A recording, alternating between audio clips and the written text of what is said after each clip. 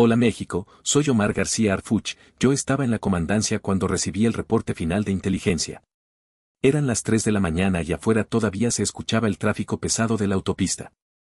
Ese ruido constante que nunca para en el Edomex. El aire acondicionado zumbaba. Frente a mí, montones de carpetas abiertas, mapas marcados con rojo, fotografías tomadas desde el cielo y meses enteros de vigilancia condensados en papeles que pesaban más por lo que significaban que por su cantidad.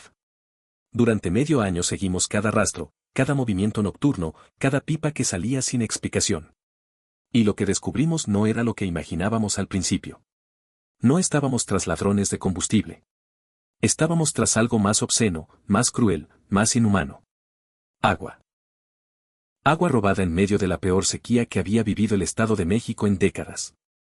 Mientras cientos de familias hacían fila bajo el sol para llenar un balde, un grupo de criminales drenaba miles de litros sin que nadie los detuviera. Lo vendían como si fuera un privilegio, como si la necesidad de la gente fuera un negocio que podían exprimir sin límites.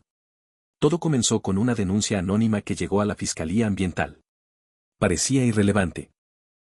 Pipas saliendo de un predio en Ecatepec de madrugada, supuestas tomas no registradas, cobros ilegales.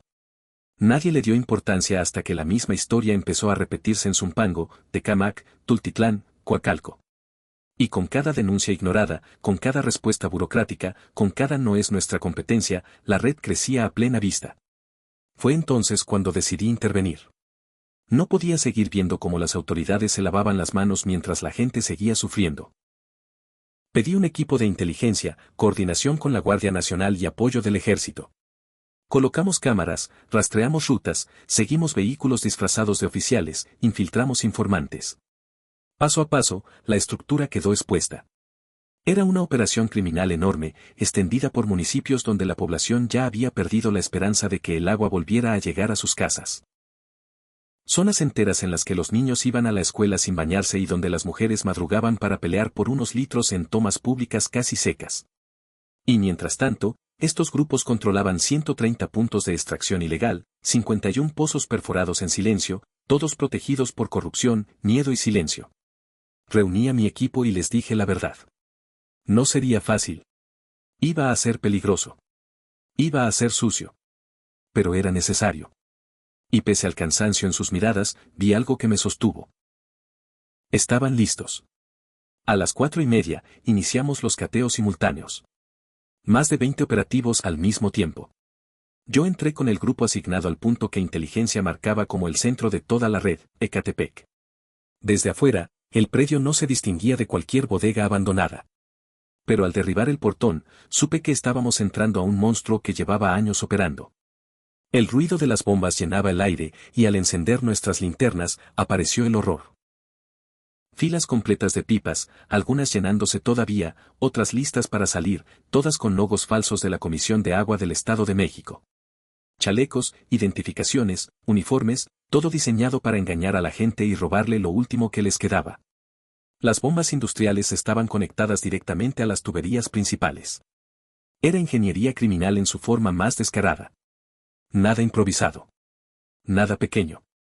Todo perfectamente planeado. En el fondo del predio encontramos un pozo profundo, construido con maquinaria pesada, capaz de extraer 50.000 litros diarios. 50.000 litros robados mientras barrios enteros sobrevivían con cubetas. En la oficina improvisada descubrimos computadoras, registros de venta, rutas, nombres de clientes, pagos mensuales. Era una empresa, una muy rentable, construida sobre la desesperación de los más pobres. Detuvimos a los operadores y al supervisor. Ninguno quiso hablar. Los otros cateos confirmaron lo que ya temíamos. En Zumpango descubrimos ranchos que vivían como oasis artificiales en medio de colonias que no tenían una gota. Albercas llenas, jardines verdes, tuberías ocultas que se conectaban directamente a tomas ilegales.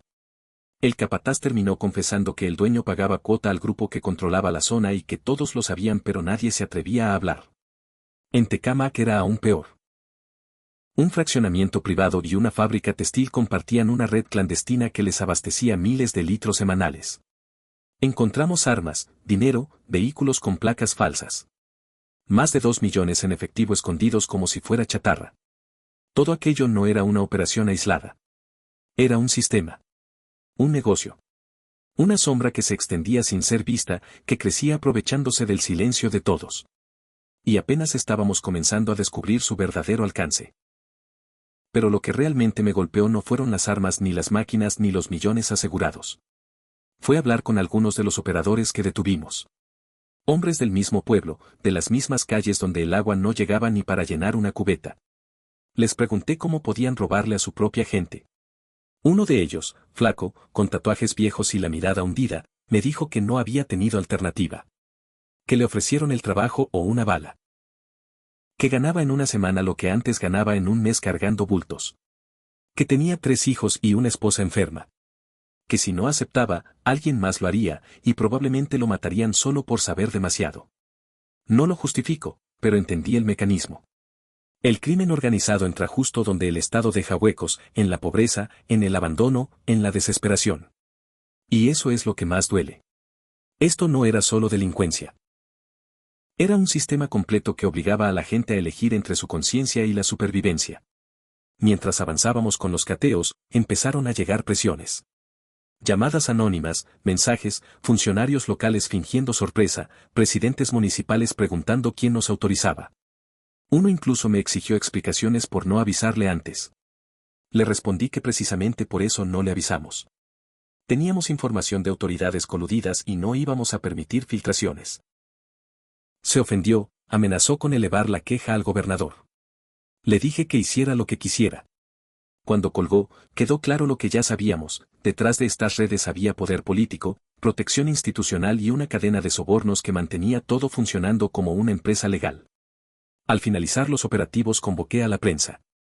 Tenía que decir lo que nadie quería escuchar. Frente a las cámaras, con las pipas aseguradas detrás de mí, expliqué cómo esta red criminal había convertido el agua en mercancía. Cómo cobraban cuotas a cualquiera que necesitara sobrevivir. Cómo habían diversificado sus negocios para adueñarse del recurso más indispensable en plena sequía. Hablé de las 130 tomas clandestinas y los 51 pozos ilegales que habíamos clausurado, de la maquinaria decomisada, de los funcionarios bajo investigación. Dije que esto era solo el inicio y que íbamos por todos. Mientras hablaba, la gente se juntó alrededor. Señoras con tambos vacíos, niños que faltaban a la escuela porque tenían que ir por agua, trabajadores que llevaban semanas sin poder bañarse. Una mujer mayor se quedó observando las pipas aseguradas. Me acerqué y le pregunté cuánto llevaba sin agua. 3 semanas, me dijo. 3 semanas mientras a 2 cuadras de su casa un pozo ilegal drenaba 50.000 litros al día. Sabía quién lo operaba. Todos sabían. Pero nadie se atrevía a denunciar. Un vecino lo intentó y lo encontraron golpeado con un mensaje: no te metas. Eso es el verdadero infierno del Edomex. No solo la sed. El miedo. La amenaza constante que impide que la gente reclame lo que es suyo por derecho.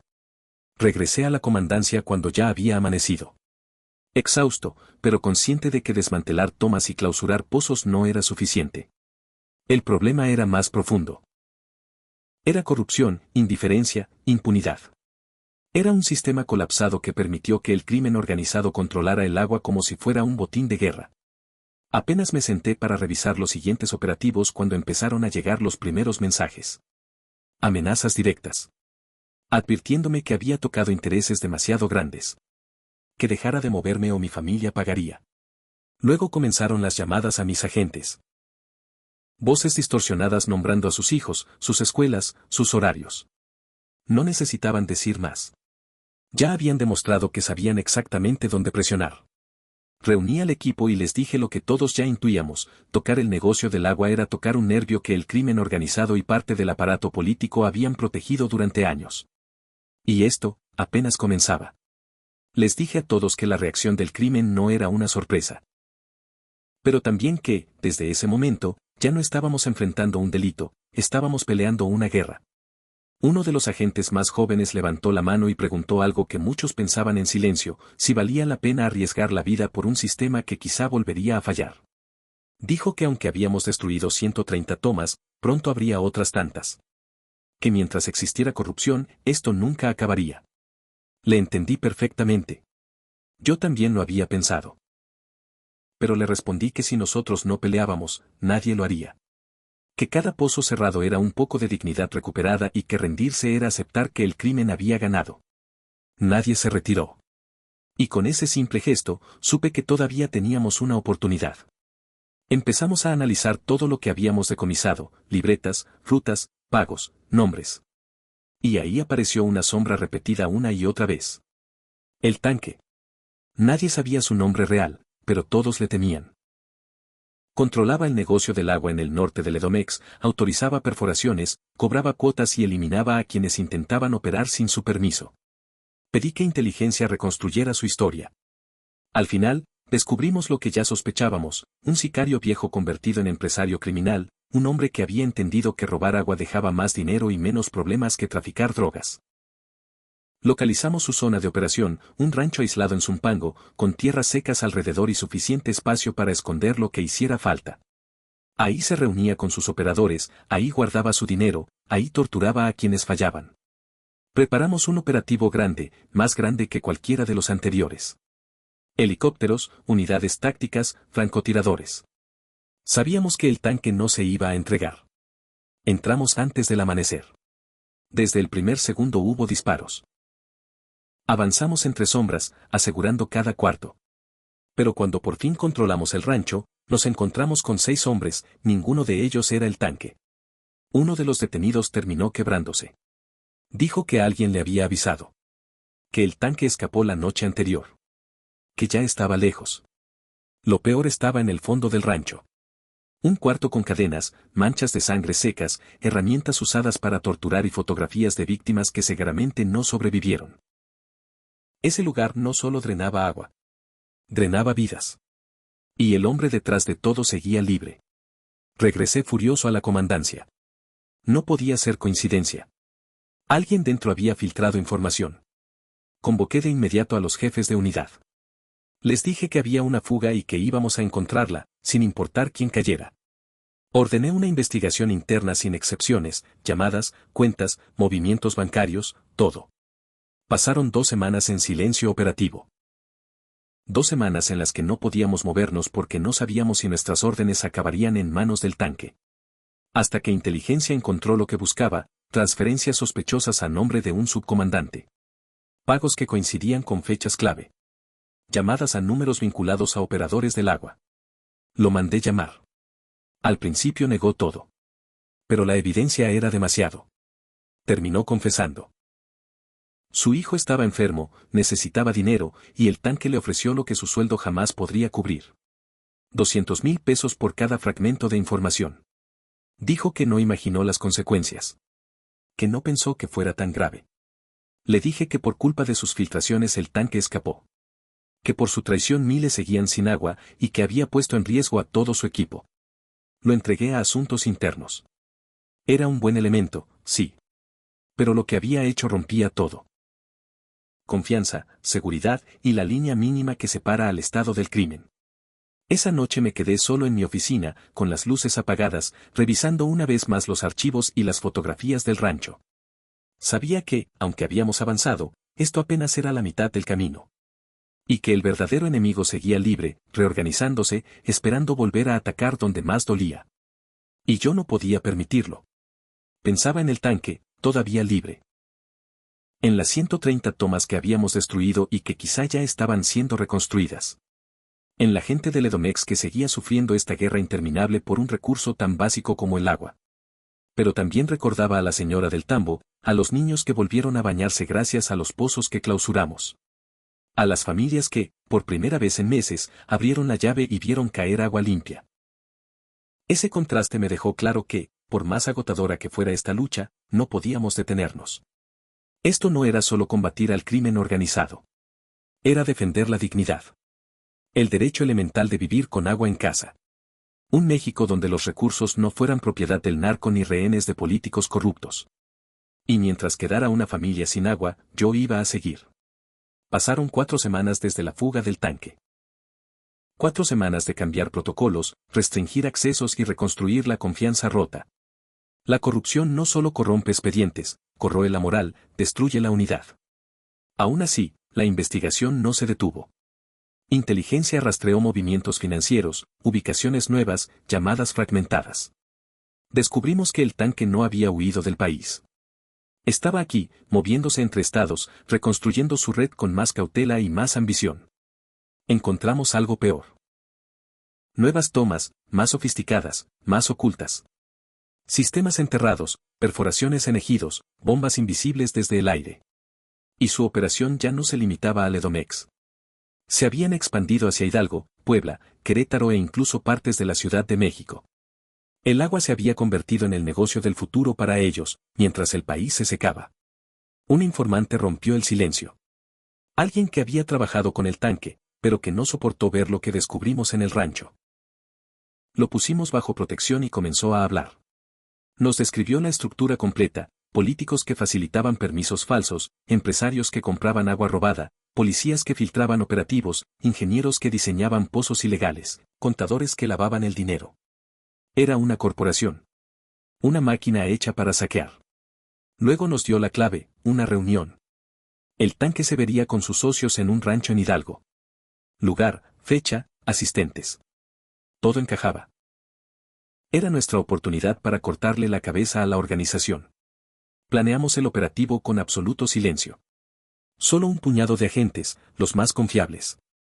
Pedí apoyo de un comando especial del ejército, gente que no se pudiera comprar con sobres ni amenazas.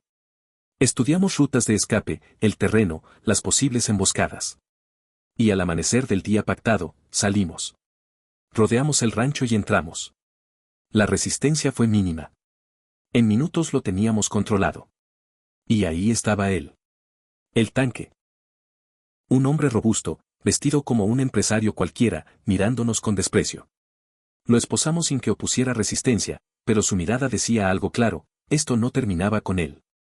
También capturamos a 7 más, 2 funcionarios municipales, un dueño de gasolineras, un ingeniero, un contador y 2 operadores. Sus computadoras eran la verdadera mina. Mapas de tomas clandestinas en varios estados, rutas de distribución, contratos falsos, proyecciones de expansión. Pero lo más grave era la lista de sobornos. Una lista de nombres que helaba la sangre. Funcionarios, políticos, policías. Gente que yo conocía. Gente que había estado cerca toda mi carrera. Todos comprados por el tanque. En el trayecto de regreso, él habló. Dijo que el agua era un negocio como cualquier otro. Que él solo llenaba el vacío que dejó un gobierno incapaz. Que todos robaban, solo que él no se escondía.